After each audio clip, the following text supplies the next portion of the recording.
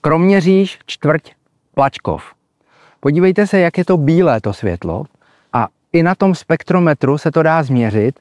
Tady je vidět, jak ty krátké vlnové délky vytvářejí bílý nádech, protože to světlo, i když má 2700 Kelvina a prošlo by efektem, ale neprojde to biologickým doporučením.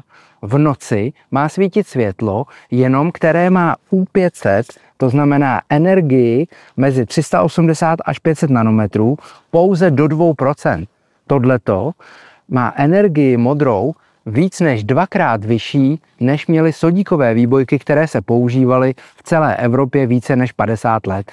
Takovéhle bílé světlo se opravdu nemůže ve městech používat. A proč?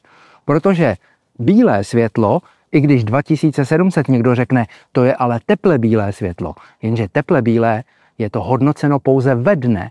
V noci každý, kdo tady půjde nebo vykoukne z okna, tak to bude hodnotit jako bílé světlo a bílé světlo do noci nepatří, protože tyto modré vlnové délky narušují cirkadiální rytmus nejenom lidí, ale i volně žijících druhů.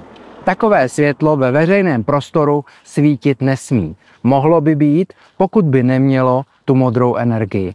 Může to být LED technologie, ale 1800 až 2300 Kelvina z U500 do 2%, to znamená, že by to svítilo oranžově.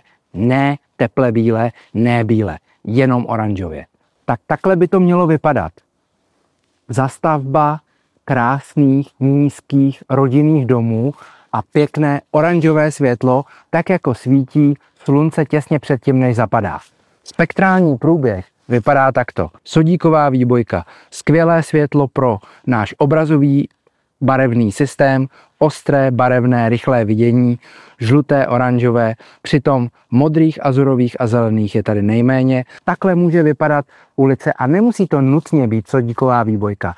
Může to být LED technologie, ale musí používat nízkou modrou složku, buď to PC Amber, anebo Amber ledil optiky, tak aby to bylo 1800 Kelvina nebo 2300 Kelvina maximálně, protože zde je 1749 Kelvina. To je světlo do noci, které se používá posledních 50 let v celé Evropě.